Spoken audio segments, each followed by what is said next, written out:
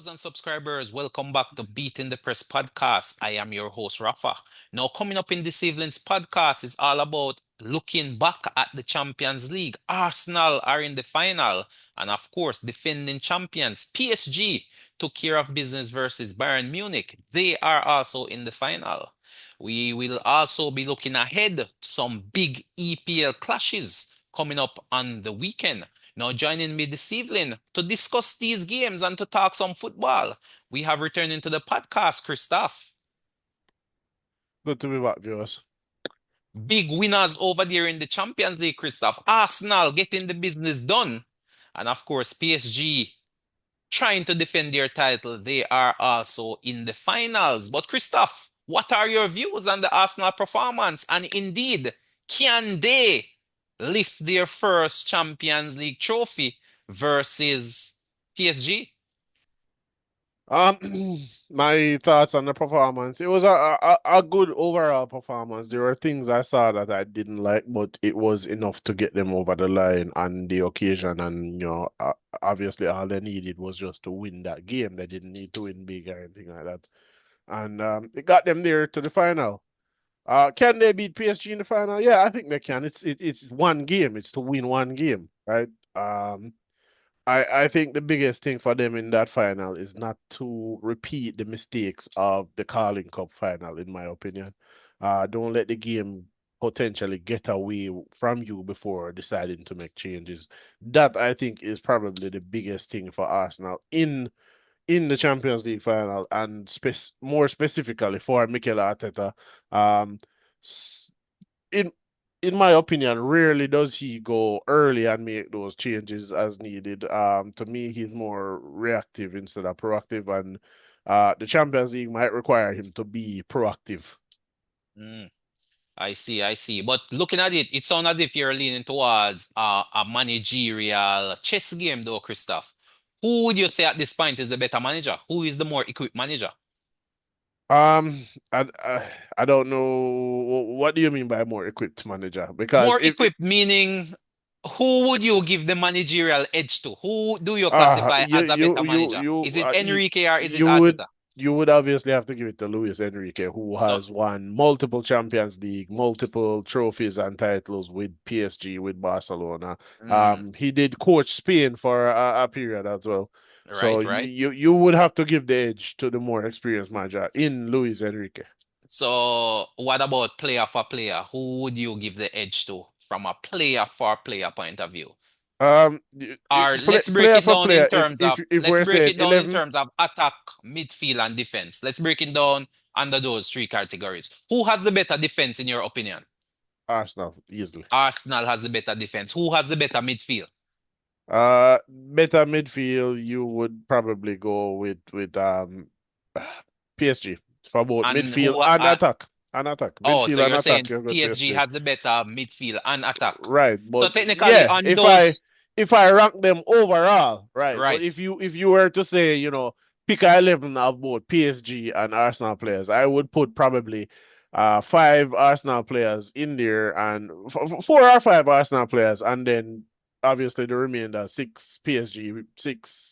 PSG players, I think. Mm. Okay. Because So so pre if you look at it, yeah, keeper is obviously David Raya. Center right. backs would obviously be with Saliba and Gabriel.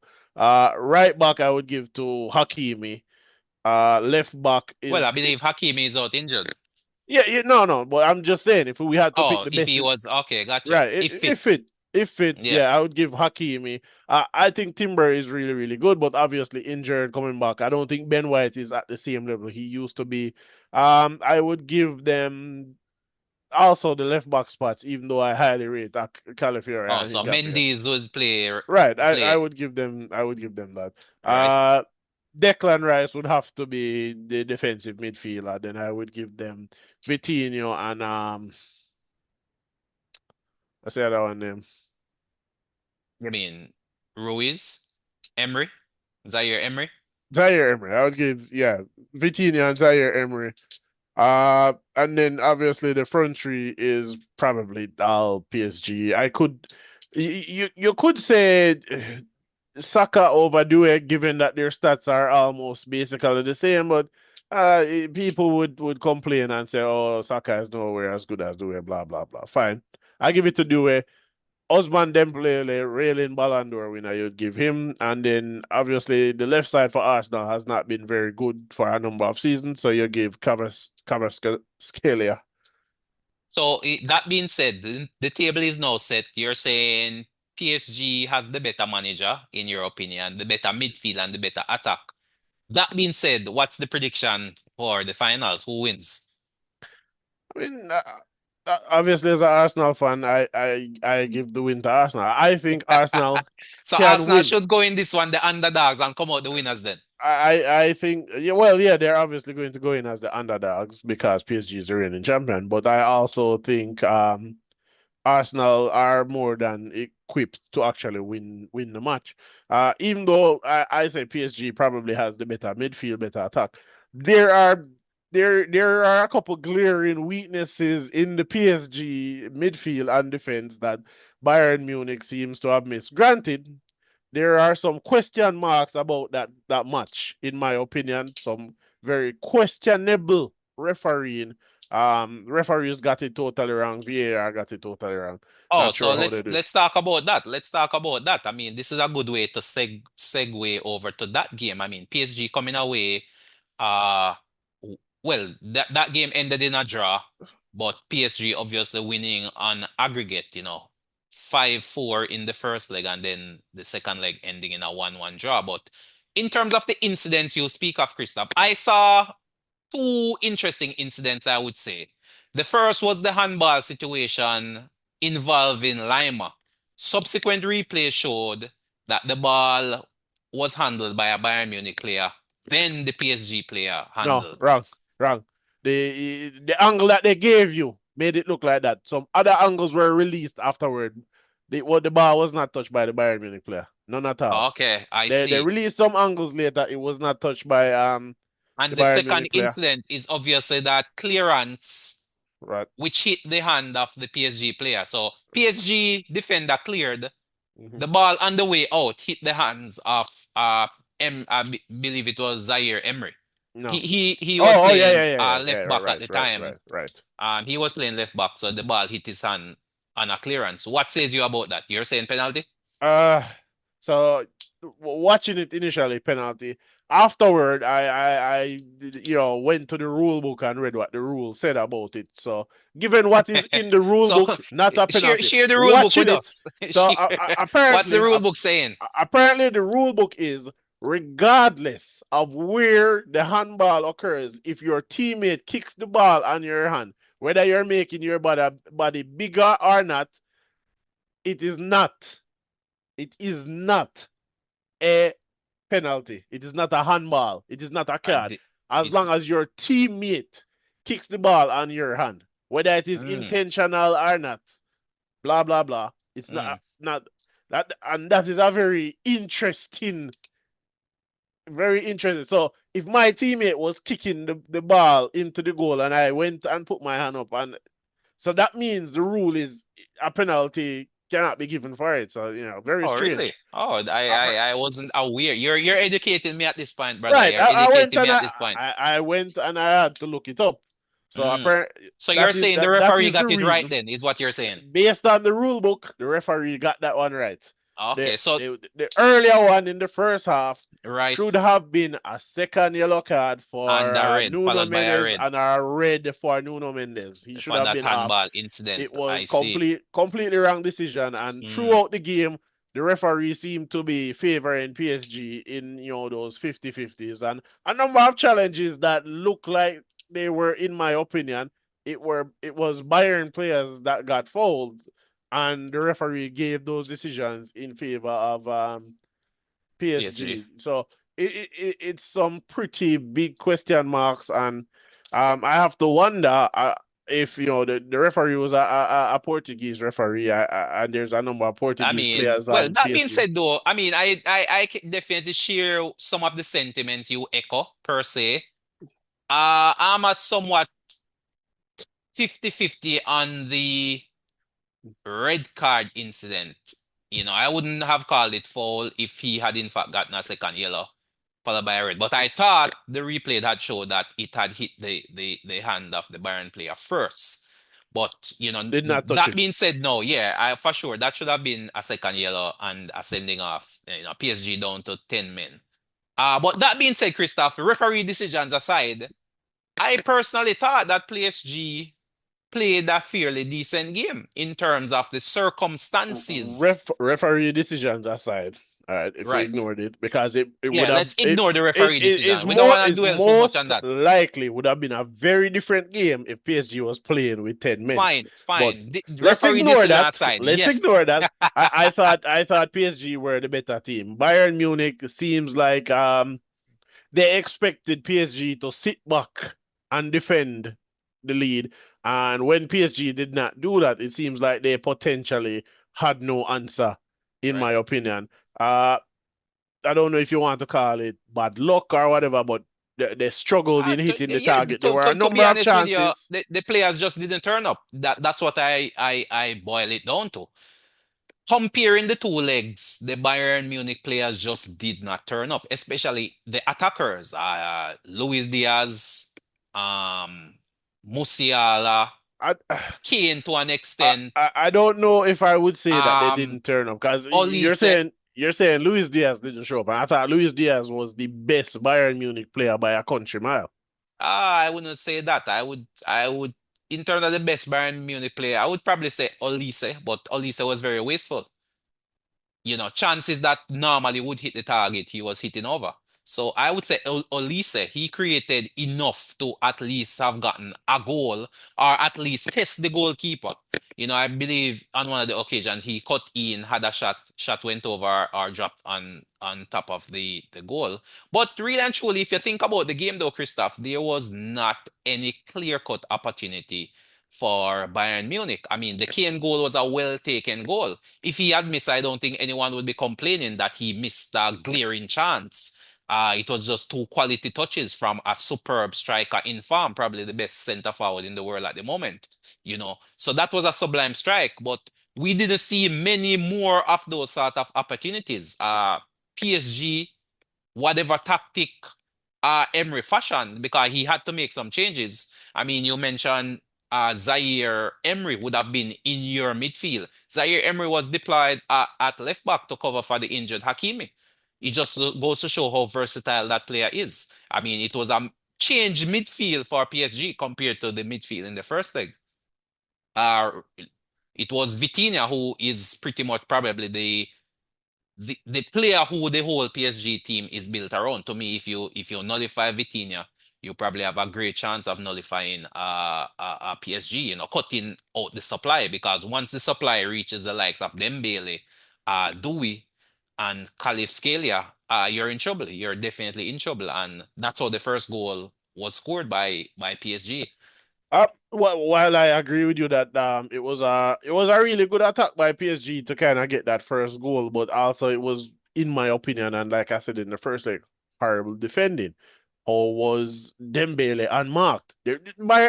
PSG had two players in the box unmarked for that cross. Absolutely ridiculous. Mhm. How can your opposition, how can you, one of the best teams in Europe, um, have so many free players in the box? So Bayern need to look at their defense going forward then, Christoph. Yeah, The, the the, Bayern the, defense. the balance is not 100% right. While Uh, they are probably the best attacking team in Europe at the moment, defensively you're saying they're a bit suspect. very suspect. Bayern Munich conceded what? 22 goals in the Champions Mm. League. So what, PSG what area would you be 20. looking to strengthen in that defense though? Is it right across the board? Um, Goalkeeper? I don't Where do you necessarily. where do you who do you change out? Well, Who do you first of strength? Where all, Yeah. Manuel Neuer, despite being 41 years of age, and on occasion looks suspect. He was superb in that game for Well, I'm not Bayern just Munich. talking about this game. I'm talking generally speaking. Let's say going into next season. How does a team like Bayern Munich improve defensively? Is Well, it that you change first of all, personnel or is it that you change tactics? yeah, it's a little about. First of all, I would look at the fact that Manuel Neuer at 41, you should be looking to replace him, even if he's still very good. The time has come where you should find his successor, whoever that is going to be. Um, Alfonso Davis, I believe, is leaving, so you probably need a new left back or replace backup left back, right? On the sorry, on the tactics side of it, I think it's a case So where you're, hold on, before you move to the tactics. So you're right, saying personnel wise, personnel wise, you would those make are a change in as in the goalkeeping department no, no. and at left back. I'm not saying they need to 100% make a goal. I'm saying Manuel Neuer is 41. His successor should have already No, been man, I'm found. talking about what I'm talking about is players coming into Bayern Munich that's gonna make Bayern Munich better, You should be especially in Europe. looking to find a keeper who So a can new number one then. a new number one should be coming in, Okay. right? All right. Right? New left So that's back, one change. New left back, new number one goalkeeper. right? What about Um, centre halves? um, I think the centre halves were potentially adequate, but they could be looking to bring in at least one new centre half. I think they were And adequate. I think they were let down by the players in front of them, right, right. right? And But what about at could you right get back? a better centre half? Yeah, sure. What about at the right back position? Are you comfortable with the right back position? Um, I Stanisic. don't. So my thing is I don't know if we use the PSG game as an outlier or as the standard because Yeah, obviously they I would say the concede. standard. It has to Uh, be the standard. You're looking to obviously, win the Champions League. You're gonna play against the best team, so you have to match up your defense versus the best attack. And outside of Bayern Munich, well, PSG has yeah, the best right. attack. If we're using just the PSG game, then Bayern would Yeah. need to reshuffle the entire defense because again, Oh, so yeah, I everybody in mean, that defense was completely demolished by PSG.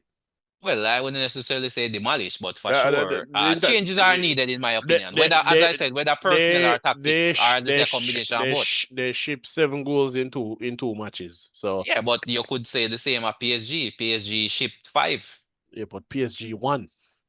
Yeah, which is fine. But defensively, if you're looking at it from a purely defensive point of view, I don't think any Right, coach but would be going we're into a game no, saying, but hey, defense, I'm you're saying gonna concede five, but we're gonna win. no, they're not saying That's that. not But a if good look. that's why I said if we're using the PSG games, the two games as the No, but standard. I mean, Bayern Munich have been shipping goals all season, to be honest. They've been getting the win by outscoring opponents, but I did not Yeah, see them as I was going to a get tough defensive team. I was getting to that. I wasn't gotten to that. That's why I said, they probably only need one or two changes in the defense, So right? not wholesale then. I'm not necessarily wholesale. If I'm using the PSG game, then they have to change the whole back line, right? No, But man. the The whole PSG is one game, but you're looking at right. it from an overall point of view. If I'm using the PSG game, it's the whole back line. But overall, to me, if I look at the entire season, I'm not necessarily I don't think the defense is bad. I think the issue is the tactics in front. Bayern is so attack focused, they leave way too much space in behind.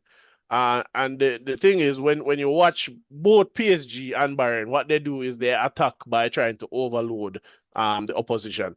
And their overload is that they send everybody forward except Yeah, and a very potentially the high center. line, a Right. super high line as well. So the tactics need to change. So you either need to I would change. I would look to get into quality center backs as well, who are quick, Christoph. Because if you're gonna play such a high line, and chances are you're gonna dominate most teams possession wise, you need center halves who are excellent in the air and who are quick on the ground to compensate, just in case yeah, but teams break the offside trap. you will also need quick fullbacks. Yeah, for sure, but that's a given. I mean, right now that is the standard. Any good team need quick fullbacks. That's almost like a no-brainer. You're gonna need quick fullbacks for sure. So, I mean, Liverpool has quick fullbacks. no, No, okay. which is probably why Liverpool is performing the way they're performing, Mm. as well as centre back wise, very shaky as well. Van Dijk getting on in age, Kanate not having the best of season. So you could easily see the flaws in the Liverpool defense, as well as that shield in front. So that's possibly an area Bayern Munich need to look at as well. Possibly having a rotation piece, Christoph, that is robust. Uh, a robust tackler who breaks up play rather than that finesse technical player who starts the attack. Some games that player may come into effect or even midway a game. Let's say, for example, you're leading and you want to lock up shop, quote and unquote, then that player could rotate in. So that may be an area that Bayern needs to look at as well, for sure. Since you mentioned Liverpool, that's definitely an area that Liverpool needs to look at. A destroyer type player, not necessarily a technical player who's gonna I start the agree with you. attacks. I agree with you, but I think they could if they didn't want to spend money. But it's Bayern Munich. They're going to spend money and bring players in, obviously. But if they didn't want to overspend money, I think slight modification to the tactics could resolve the issue without having to break the bank. Possibly, possibly. Again, they send way too many players forward when they're attacking. They score goals by overloading the opposition. If, as we saw against PSG, if you cannot overload the opposition, they will struggle to score. For sure, definitely. But yeah, food for thought for Bayern Munich out at the semi-final. Same thing when they played Arsenal at the Emirates. They could not outplay Arsenal has the best defense in Europe. They could not outplay them. They could not overload them, and they lost the game. So Indeed, indeed. Lessons obviously not learned there are just tactics, sticking to principles and tactics, really. To be honest, that's what brought you this far. So I can definitely see why companies stuck to his guns, but it was just not good enough. So for me, Christoph, I definitely have to call PSG. From they beat Liverpool, I said yes. And, you know, the blueprint last year, beat Liverpool, went on to win. I think they will follow a similar blueprint again. Beat Liverpool, goes on to win. But that's just my early prediction. A lot can change between now and the end of May. So I'll just keep that in mind. But definitely going forward, we'll be able to preview that game closer to kickoff. But there's lots more to look at, Christoph. There are a full slate of games taking place in the EPL, so the football doesn't slow at all. The football keep coming at us quick and fast. And we have a full slate of game, some with some big implications, some with relegation implications, some with obviously title implications. And one of the big games which probably doesn't have neither title implication nor relegation implication, but it may have some Champions League implications, is Liverpool versus Chelsea. That's the big match coming up on Saturday, Christoph. Liverpool at home versus Chelsea. Of course, Liverpool coming off a defeat to rivals Manchester United, and also Chelsea coming off a heavy defeat from Nottingham Forest as well, I having made eight rotated Nottingham changes in Forest. that game. So what can we say of these two teams? Who comes out the winner come Saturday, Christopher? Will it be Liverpool at home, or will it be Chelsea looking to bounce back, try to get a win, what, in the last 6, 7 games? No wins? Yeah, Chelsea no wins in their last what 7 or 8 Premier League games. Liverpool.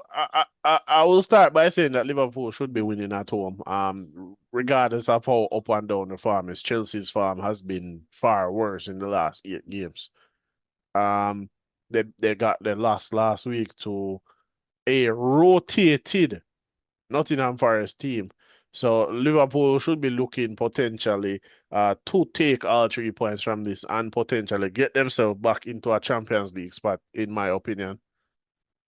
Well, I mean, Liverpool currently sits in a Champions League spot. They sit in fourth. It's just a matter Aye. of Or rather, consolidating, cementing that cementing or spot. consolidating, right? Because they're on the same number of points as Aston Villa, 58 points. So they just need to get another 3 points to firmly cement themselves. And this is another opportunity for a slot to make a case for his to preserve his job for Retention. next retain his job for next season, to be honest. So this is almost like a must-win 3 points for Liverpool, considering the form of Chelsea, considering the position Liverpool is in the table, and of course considering that this match is at home, coming off a defeat to rivals. So this has to be a must-win game, or at least I don't lose game, to be honest with you.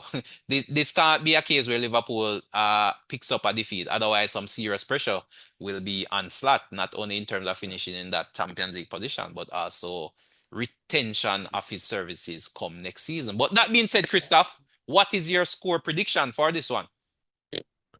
I would go with 2-1 to Liverpool.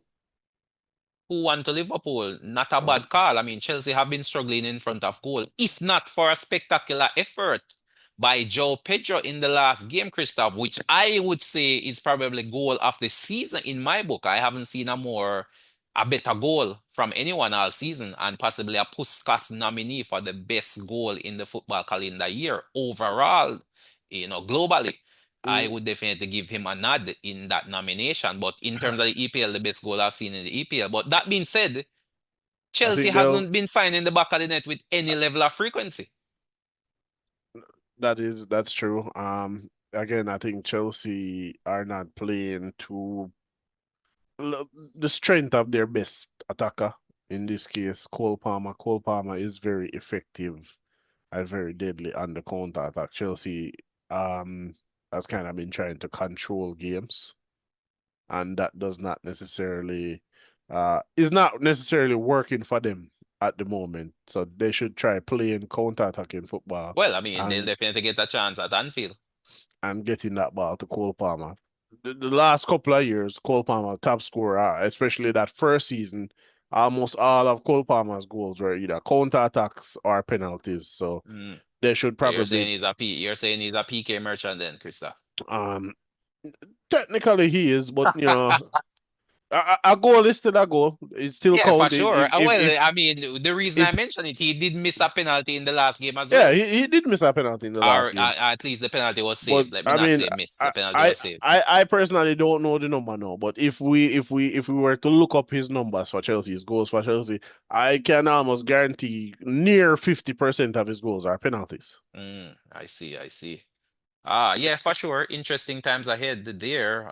Cole Palmer, one of the standouts last season, hasn't reached those heights this season. As you say, it may be a case where they're not necessarily playing to his strengths, or it could be a case where other teams have seen the danger and have adjusted their tactics to nullify him, or it could be a combination of both. But this is an opportunity, as you mentioned, for Chelsea to play on the counter because certainly Liverpool will dominate possession and Chelsea chances are will be forced to defend and hit Liverpool on the counter. So for that reason, Liverpool haven't been the best defense all season either. So I can see Chelsea scoring a goal, but I think Liverpool should come out the winners. I am gonna go with a slightly more confident call though, Christoph. I'm gonna call it 3 goals to 1 to Liverpool. So Liverpool to win 3 goals to 1. But that being said, there are a number of other interesting games. One such game, Christoph, is West Ham versus Arsenal. West Ham, and the reason this game is interesting is because West Ham sits in the relegation zone. Tottenham managed to climb themselves out, and Arsenal obviously cannot afford to drop any points between now and the end of the season. So it's a case where both teams need to win. It's a must-win game for both teams. Who does that favor though, Christoph? Can West Ham pull off a miracle win? Um, can they? Yeah. If we don't know if Arsenal is going to be fatigued coming into this game from the Champions League, because there are a number of players, namely a Declan Rice, who has carried a lot of minutes coming into this game, and a lot of the Arsenal starters have a lot of minutes under their belt, and I saw like an interesting stat like yesterday where Mikel Merino, who has been injured with a broken leg since January for Arsenal, has played more minutes this season at this point so far than even Ousmane Dembele for PSG. So the Arsenal Oh, but player wasn't Dembele injured for a period of time as well? at the And beginning of the he's just season for a coming back, short right? period, Yeah, he's just coming back. for a short period, but. So you're saying the PSG players are well rested comparatively speaking to the Com Arsenal players? no, not necessarily comparative. I'm just saying comparatively to even to the other leagues, the PSG players are rested. Because if you I remember, see. The French league has 18 teams, so they're playing less games as well. Right, right, right. Okay, got you. No, Got so you. Makes I'm just sense. saying, coming into this game, Arsenal are coming in with a lot of tired Are legs. you They just not obviously cannot afford to drop points in this game. They want to get these points, keep that cushion and potentially maybe Brentford does them a favor and helps them to win it a little bit earlier than taking it all the way to final day. Um, Definitely this game also has a big implication on Tottenham. Tottenham should be praying for Arsenal to win this game in order to kind of help secure Well, them out of that yes, position. yes, yeah, I agree, I agree, I agree. But we do recall a few years ago, it was this very West Ham team which somewhat derailed Arsenal's title hopes as well. So, I mean, even a draw for West Ham is a big result in the fight for survival and a detrimental blow to Arsenal as well. Right. With Man City managing to scrape a draw in the last game.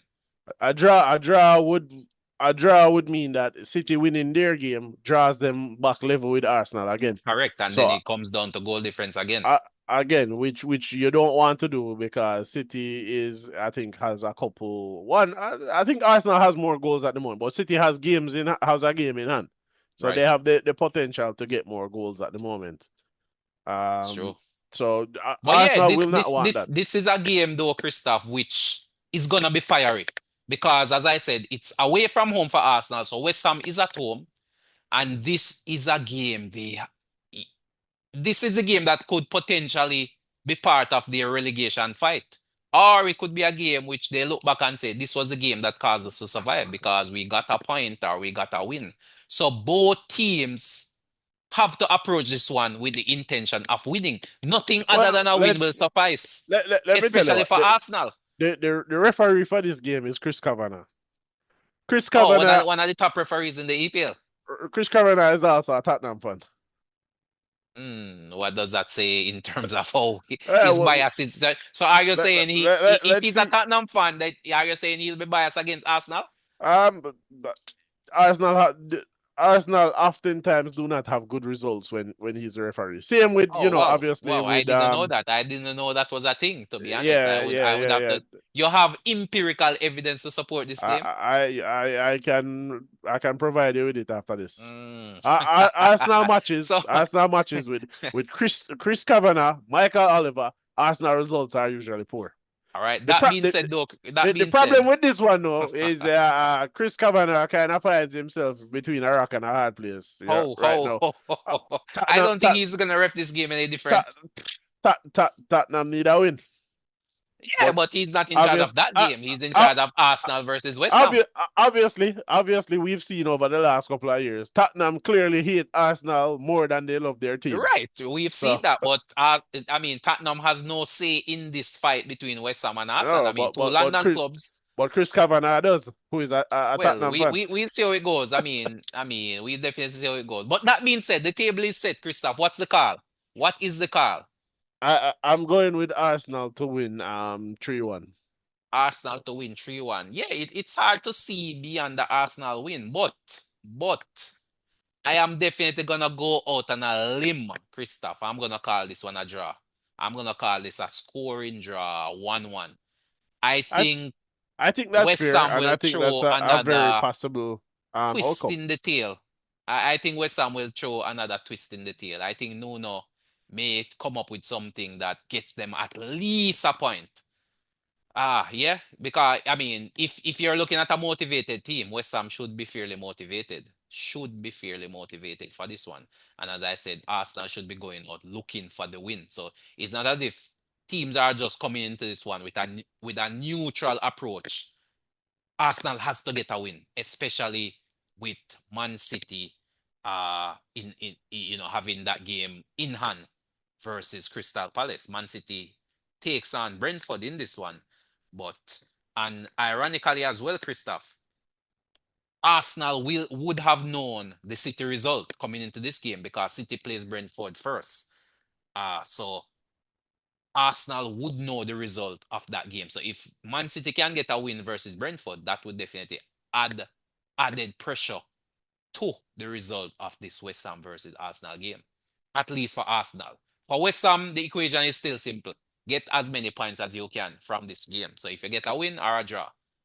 But interesting times ahead for sure. This should be one of the games to watch on the weekend. And then the final one we have time to look at, Chris, is just a quick scoreline assessment. Spurs do play Leeds on Monday, Christoph. Spurs versus Leeds. What's the result you're looking at there? Spurs versus Leeds. Yes, that game comes up on Monday. You could say Leeds is not fully safe, but safe enough. So Right. Leeds might might be less inclined to play very tough. You could say Spurs has been, finding back a bit of form. The Zerbi has got them 2 wins in a row. This could potentially be 3 wins in a row, I think. 3 wins in a row. What's the scoreline you're giving us? I'm going to go with 2-1. I don't think the defense is the greatest for them, but they seem to be finding the goals now. 2-1. And of course, Man City versus Brentford, Christoph. I would think Man City would win that one. Man City at home versus Brentford. What's the quick score prediction? Quick Probably score 4 prediction. 4-0 Man City. 4-0. You're saying you're not giving Brentford a chance of troubling the No, Man City clean sheet? not at home. Wow, wow, that's a big call there. I mean, one would expect Man City to win, but all by 4 goals. Not too sure, not too sure. Brentford is potentially in for a Champions League spot. They not Champions League, a European spot. Um, they are going to go out and play attacking football. It's going to leave a lot of space for Man City to exploit, and they're going to end up, capitulating and losing probably 4-0, in my opinion. Interesting call there. But A lot Christoph, of space any will be quick left. final thoughts? We're quickly running out of time. Any quick final thoughts for this weekend coming up? Is Uh, this the weekend which decides the EPL title? it's the weekend that will decide